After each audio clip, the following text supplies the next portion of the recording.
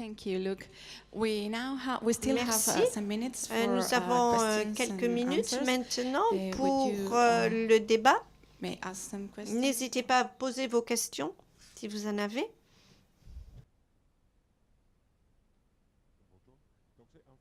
C'est pour savoir combien ça coûte une moissonneuse-batteuse automatique là, ou un tracteur autonome et comment ça s'est justifié dans le ROI de la ferme. Donc, grosso modo, une moissonneuse-batteuse, je n'ai pas les derniers chiffres en tête, mais la moissonneuse-batteuse en elle-même, ça va coûter 350 000, 400 000 $. Vous rajoutez une barre de coupe et on s'approche du demi-million de dollars. Après, sur la ferme, comment on justifie ces investissements? Bon, mais c'est facile, l'investissement à l'hectare ou l'investissement par tonne de grains qu'on récolte, c'est facilement justifiable. Cette année, même, on a employé 4 moissonneuses-batteuses en plus du fait qu'on a eu une très bonne récolte. Une année où on récolte rien, c'est un très gros coût pour l'exploitation, mais c'est pas facile d'acheter et de revendre en direct. Excusez-moi. Oui, je ne sais pas si ça fonctionne. Si vous m'entendez bien. Moi, je voulais vous poser la question justement par rapport à ce que ça peut rapporter pour l'agriculteur, parce qu'a priori, c'est l'objectif premier, c'est d'investir, c'est de gagner sa vie. Et moi, la question que je me pose, c'est est-ce que moins le coût de production est élevé, est-ce que aussi les prix vont pas baisser des aliments et au final le gain il se réduit au fur et à mesure? Alors, donc bien sûr, l'idée c'est de diminuer les coûts. Sur l'État du Kansas, l'université K-State, ils collectent des données d'à peu près 2000 fermes et ils s'aperçoivent que les fermes d'une année sur l'autre qui arrivent à être les plus performantes, c'est les fermes qui ont le coût le plus bas à l'hectare. Pas tant les rendements, pas tant les prix qu'ils arrivent à sortir de leurs produits, mais c'est grosso modo le coût qui est vraiment le facteur déterminant de la profitabilité des exploitations. Donc ensuite, forcément, et ça de toute façon on le voit bien, hein, le coût des produits agricoles diminue. Bon, à la fin, c'est ce que c'est. On ne contrôle pas de ce qu'on pense. La seule chose qu'on peut faire, enfin pour nous surtout qu'on produit des commodities, donc on n'a pas vraiment une phase de différenciation et ainsi de suite, soit si on partait sur du bio complètement, c'est de produire au moindre coût.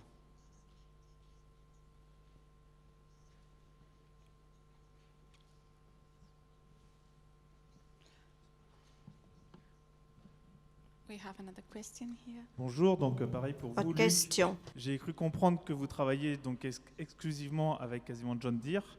J'aurais voulu savoir si les autres constructeurs ou avec qui vous pouvez travailler ont une avance équivalente à John Deere. Est-ce qu'ils sont plus en avance ou moins en avance? Est-ce qu'ils développent des techniques différentes ou égales? Alors ça c'est une très bonne question parce que bon, bien sûr je connais la gamme de produits John Deere un peu plus. Je pense que les autres manufactureurs avancent, ont des produits similaires, peut-être pas tout à fait de la même façon.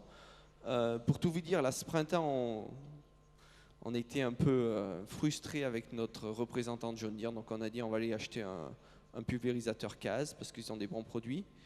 Et vraiment la seule raison pour laquelle on n'est pas parti sur le pulvérisateur CAS, donc c'était pas moi la seule personne qui a pris la décision, mais c'est le fait qu'on n'avait pas trouvé un moyen de l'intégrer dans la plateforme de John Deere. C'est-à-dire que pour nous, du fait de la taille de la ferme, l'aspect logistique est quand même super important. Si vous avez une ferme plus petite, un pulvérisateur, c'est pas très important. Mais pour nous, de savoir où est-ce que notre pulvérisateur, savoir ce qui a été pendu, où, à quel moment, quelle quantité, toutes ces informations-là qui sont collectées de façon semi-automatique par John Deere, et ben, c'est super important qui a fait qu'on a acheté du vert plutôt que du rouge. We have another question. Autre question?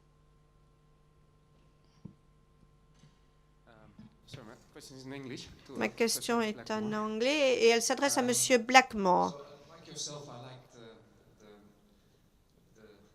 smell of fresh oil and black smoke out of exhaust pipes. And J'aime bien tout ce qui sort des pompes hydrauliques, des moteurs, l'huile, etc. Ça me plaît, ça. J'aime bien mettre les mains dans le cambouis, en quelque sorte. Mais évidemment, ces anciennes technologies laissent la place à tout ce qui est robot, automatisation, etc. Donc, est-ce que vous accepteriez de nous parler des technologies qui manquent et qui devraient être développées pour les fermes de l'avenir et du futur? Votre question touche peut-être aussi à l'énergie, parce que comment allons-nous alimenter ces machines? Et les théories en matière de robots et de leur utilisation prennent en compte ces aspects énergétiques, bien évidemment, le but étant de réduire l'utilisation d'énergie. Et nous avons le problème de densité de l'énergie sur les robots actuels. Nous avons beaucoup de robots qui fonctionnent sur batterie et ça n'est pas vraiment suffisant. Certains robots peuvent fonctionner sur des durées assez longues. Il y en a qui fonctionnent bien, je pense au Lady Bird qui fonctionne au photovoltaïque. Mais il se recharge très rapidement sur une soirée ou sur la nuit. Mais nous voudrions aller au-delà. Et c'est vrai que nous avons besoin de piles à combustible qui prennent le relais. Le domaine de l'automobile a fait de gros progrès en la matière, mais ce n'est pas vraiment le cas dans le domaine agricole. Et je suis persuadée que nous devrons y venir tôt ou tard, plutôt tôt que tard d'ailleurs. Ceci toutefois ne nous empêche pas d'avancer et d'essayer de réduire la quantité d'énergie qui est exigée pour avancer. J'ai une question du même style. Vous avez les agriculteurs qui sont propriétaires de leur exploitation et ceux qui travaillent dessus. Et donc, je crois qu'il y a une différence en ce qui concerne sa vision de la production. Comment les agriculteurs vont être affectés par l'utilisation des robots? Je crois que pas mal de main-d'œuvre va être supprimée, éliminée du fait de l'utilisation de ces nouvelles technologies. Et les choses ne sont pas tout à fait claires. Philippe a dit que les processus de prise de décision vont devenir des algorithmes synthétiques et vont remplacer nos facultés cérébrales. Que va-t-il en être à l'avenir des agriculteurs? Que va-t-il advenir des agriculteurs? Est-ce que nous ne devrions pas envisager un revenu universel pour ces personnes qui sont menacées et qui seront menacées à l'avenir? Réponse. J'ai remarqué que au fil des changements, de l'apparition des nouvelles technologies, nous posons des hypothèses nouvelles. Je peux ne pas être d'accord. Et une de ces hypothèses est la suivante. Les robots arrivent sur le marché et prennent le travail des gens, en gros. C'est un concept que je n'accepte pas. Et pourtant, dans la vidéo que j'ai vue, il n'y avait personne. Il n'y avait pas d'être humain. Ah, vous avez raison, vous avez raison. Alors, la prochaine fois, je ferai attention, j'inclurai un être humain. Donc, ces scénarios sont déjà en place. Pas mal d'entre vous conduisent des voitures, conduisent des vélos, etc. Et vous savez qu'il y a déjà sur ces voitures, sur ces véhicules, sur ces vélos, vous avez des pièces totalement et des fonctions totalement automatisées. Et cela se fait automatiquement et nous l'acceptons volontiers.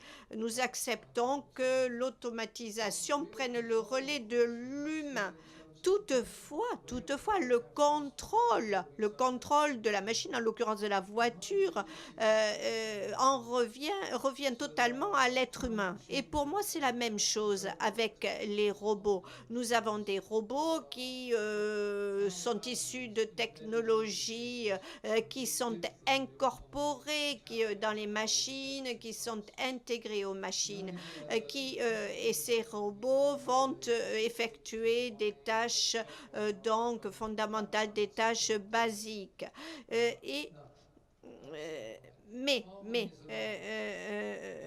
Attention, l'agriculture reste un art qui est remplacé au fil du temps par la science et tout ne sera pas automatisé. La science peut-elle automatiser les choses et les robots vont pouvoir être utilisés, mais il faudra toujours l'œil du maître en quelque sorte, l'œil de l'exploitant pour contrôler les choses. C'est bien l'exploitant agricole qui va décider qu'est-ce qu'il va planter, qu'est-ce qu'il va semer, à quel moment il va labourer, il va récolter, etc. Nous avons besoin, bien sûr, de robots, mais là, il faut automatiser leur conception, leur réalisation. Mais ces robots ne feront jamais que représenter et réaliser ce que souhaite l'exploitant agricole. Et je crois que nous avons d'une part des opérateurs, conducteurs de tracteurs, de machines. À l'époque, effectivement, nous avions tous ces gens qui conduisaient des tracteurs, des moissonneuses-batteuses, etc. Mais à l'époque, nous avions peut-être 20 à 30 personnes qui étaient sur la ferme avant que ces tracteurs beaucoup plus puissants, ces moissonneuses-batteuses ne deviennent la règle. Donc, avant la mécanisation, nous avions davantage de gens. Maintenant, nous avons 1 ou 2 personnes sur l'exploitation.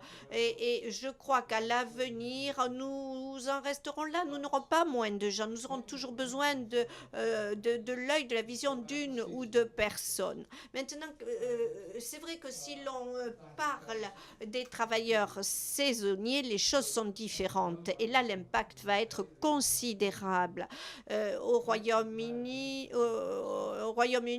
nous sommes embarqués dans une véritable folie, le Brexit, puisque les gens ont voté majoritairement pour le Brexit, ce qui implique que l'on va limiter l'immigration. Et de fait, et par conséquent, eh bien, on va avoir un problème, car les récoltes étaient effectuées en grande partie par des travailleurs saisonniers. Et si l'immigration ou la venue de ces saisonniers est stoppée, et si la main-d'œuvre saisonnière et semi-qualifiée ne peut plus entrer au Royaume-Uni, il va bien falloir les remplacer. Et là, on va connaître un véritable problème. Qu'en est-il de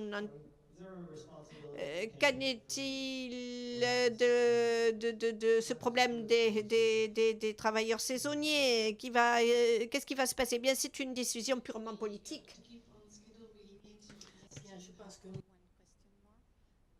Je pense que nous devons respecter le programme, donc nous allons prendre une question de plus. Merci, Florent Bartet. Merci pour vos présentations déjà qui sont d'une extrême qualité. For you, Professor Blackmore, for your presentation. I'm really impressed about what technology is able to do today. Donc ma question, on voit bien que pour Monsieur Jeannot et la Chambre d'agriculture de Bretagne, Maët, l'homme va devoir s'adapter aux robots. Qu'en est-il au niveau du paysage? Donc nous, par rapport à la vigne, où les parcelles, la forme des parcelles a une très grande importance, va-t-on vers un dilemme de l'aménagement du paysage, donc au niveau parcellaire, mais aussi au niveau des haies, etc. Et deuxièmement, qui plus est en France, où l'aspect terroir au sens de l'homme a une très grande importance, ne va-t-on pas vers un autre dilemme de repositionnement de l'homme au milieu de l'agriculture? Donc ma question s'adresse peut-être un peu plus vers Monsieur Jeannot, mais j'aimerais aussi avoir votre avis, Maët. Merci. Question très intéressante, très pertinente. Il y a eu en France, vous savez, 1000 années de paysannerie. Cette paysannerie, c'était des gens qui avaient leur force de travail, leurs enfants, et qui exploitaient la terre parce que c'était la seule façon qu'ils avaient de produire leur alimentation pour se reproduire. Et ils ont façonné des terroirs, hein. Et donc le paysage, c'était bien la traduction de cette économie vivrière, autarcique, hein, qui existait. À partir du moment où, à partir des années 50, avec la Révolution verte, on a complètement restructuré le paysage pour permettre aux machines de se déplacer facilement dans les parcelles. On a arasé les haies, on a comblé des fossés, hein. Il y a une révolution paysagère extrême, hein. Le paysage aujourd'hui ne ressemble plus du tout au paysage des années 30 en France. Et je pense que la question que vous posez, elle est très intéressante sur, finalement, effectivement, qu'est-ce que ces technologies, elles vont avoir comme conséquence sur l'organisation territoriale. Alors, moi, je ne sais pas. En tout cas, ça va avoir forcément des impacts. Alors après, on peut aussi imaginer que dans certains endroits, est-ce qu'on sera capable d'adopter toutes ces technologies et d'avoir une agriculture performante? Parce que c'est aussi possible qu'on abandonne des espaces parce qu'on n'arrivera pas à baisser les coûts de production pour différentes raisons, comme on va pouvoir le faire dans d'autres régions. Donc, il y a des impacts à différents niveaux, à différentes échelles. C'est difficile de complètement les évaluer. Et après, la place de l'homme dans ce monde de nouvelles technologies, moi je pense que, si vous voulez, quand il y a eu la révolution industrielle, ce qui a changé, c'est qu'il y a eu, évidemment, on a fait des gains de productivité énormes. Il y a des métiers et des tas de métiers qui ont disparu. La production de la soie avec des vers à soie, le décoconnage, toutes ces actions que les gens réalisaient, elles ont complètement disparu parce qu'on a inventé la soie artificielle. Et que toute cette économie-là, qui était très importante, elle a été balayée en très peu de temps. Vous allez si vous regardez ce qui s'est passé aussi dans l'Aubrac, on produisait des taureaux de très grande qualité, des bœufs, hein, pour travailler, qui étaient vendus dans toute la France. À partir du moment où vous avez une révolution énergétique et technologique, cette économie-là, elle disparaît en 10 ou 15 ans. Ce qui se passe, alors évidemment, on le voit dans tous les secteurs. Je pense que la révolution qui s'annonce, elle est différente cette fois. C'est que ce n'est pas simplement les machines qui déploient la force de l'homme, c'est les machines qui déploient les capacités intellectuelles de l'homme. Mais ce qui se passe, c'est que petit à petit, les machines vont sans doute remplacer justement ces fonctions intellectuelles de l'homme. Il faut pas, évidemment, il ne faut pas raisonner avec la situation qu'on vit aujourd'hui, mais il faut se projeter à 50 ans seulement. Imaginez, revenez en arrière d'il y a 20 ans, il n'y avait pas d'Internet. Vous avez vu la révolution que ça a entraîné, l'Internet, en 20 ans. Imaginez les nouvelles technologies dans 50 ans. Et les nouvelles technologies dans 50 ans, il y a des gens qui disent les machines prendront le pouvoir. Et il y a même des gens qui font de la science-fiction et qui disent les machines, un jour, elles vont même chasser l'homme. Bon, mais ça, c'est... voilà, mais entre guillemets, on s'adaptera, sans doute. On s'est toujours adapté, mais voilà, ça va quand même remettre en cause des équilibres très importants. Après, moi, je ne sais pas ce qui va se passer. Ça, c'est un problème. Demain, on va passer de 2 milliards à 4 milliards d'Africains. Il va falloir que ce territoire-là, il se nourrisse. Comment ils vont adopter ces nouvelles technologies? Comment ils vont faire pour passer d'une agriculture où il y a 60% de paysans à peut-être 10% ou 3% de gens qui vont produire? C'est ce qu'on a fait, nous. Vous imaginez, les enjeux, ils sont là aussi. Et comment ils vont adopter les technologies pour réaliser cette transition-là? Je ne sais pas, mais oui, donc les enjeux, ils sont multiples et ils ne sont pas que liés à ces technos, de toute façon. Bon, la réponse qui a été faite était très complète. Moi, je vais peut-être revenir juste à ma filière, à ce que je connais, le maraîchage. Et sans parler de remembrement, ça change forcément l'arrivée d'un robot dans une exploitation maraîchère. Ça change pas mal de choses. Par définition, le maraîcher est très diversifié. Je vous l'ai dit tout à l'heure, beaucoup de cultures, des petites surfaces, énormément de créneaux de production, des séries en salade, 15-20 séries par an, donc des séries, des plantations décalées, etc. Le maraîcher a l'habitude d'être diversifié aussi dans sa façon de travailler. Rien n'est standardisé. Et l'arrivée du robot OSE, aussi polyvalent qu'il soit, demande une forme de standardisation, de simplification à l'échelle de l'exploitation. Il faut que le producteur anticipe l'arrivée du robot, réfléchisse ses itinéraires, ses densités, ses créneaux de production en fonction du robot. Et là, l'enjeu est là aujourd'hui, moi je trouve. Il faut vraiment que le producteur s'adapte et je dirais même ait envie de s'adapter. Et on a le cas de figure de producteurs qui investissent dans le robot et qui se disent non, j'ai déjà mis 25 000 euros dans ce robot, il va s'adapter à mon système, il a intérêt de s'adapter. Et quand on part avec ce raisonnement-là, souvent ça échoue, ou en tout cas on perd une saison pour que ça marche. Donc il faut avoir envie de changer un peu son système, même à l'échelle de nos exploitations. Donc nous on est sur 2-3 hectares, voilà, mais il y a vraiment un travail à faire à ce niveau-là, et du couple que va former finalement l'homme avec son robot. Il y a vraiment un couple. Et là je repars sur la question qui a été posée tout à l'heure sur le fait que les robots allaient prendre la place de nos saisonniers ou nos agriculteurs. Donc nous, dans notre filière, très clairement, c'était une des craintes qui a été exprimée. Et on est à l'opposé, c'est-à-dire qu'aujourd'hui, trouver des saisonniers qui viennent biner les cultures, désherber les cultures à genoux toute une saison, on en trouve, ils ne tiennent pas la saison et ils ne reviennent pas l'année d'après.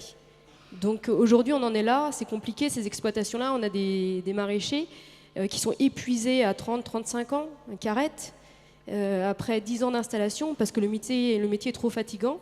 Et donc finalement, les robots libéreraient les maraîchers des tâches pénibles, répétitives, et donc leur laisseraient du temps pour des tâches bien plus rémunératrices comme les récoltes, la vente, la commercialisation.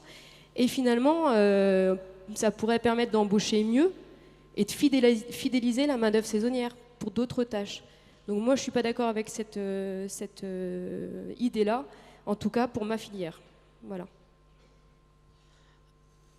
Simon would like to add Yes, just something. I'd like to just come back to Oui, j'aimerais the revenir question on sur la landscapes. question des paysages. It's a change in thinking. Effectivement, c'est un changement de nouveau. Ce que l'on a vu dans le passé avec la mécanisation, l'arrivée des tracteurs et tout particulièrement les gros tracteurs, c'est qu'on a essayé d'agrandir les champs. Donc, qu'a-t-on fait? Eh bien, on a adapté l'environnement à la machine. Et je pense que c'est quelque chose de mal, c'est erroné. Nous sommes maintenant à un stade où on rend les machines plus intelligentes et c'est le contraire qui se produit. Avec des machines intelligentes et des petites parcelles de traitement, on peut faire précisément ce qu'il faut faire. On ne doit pas changer l'environnement. Il faut rendre la machine plus intelligente pour faire en sorte qu'elle fasse ce que l'on veut qu'elle fasse. Merci Simon. Alors je ne sais pas vous, mais je pense que nous avons au final plus de questions que de réponses. Donc c'est absolument incroyable. Nous avons beaucoup à réfléchir. Nous allons faire maintenant la pause déjeuner. Nous reviendrons à 14 heures précises. Merci.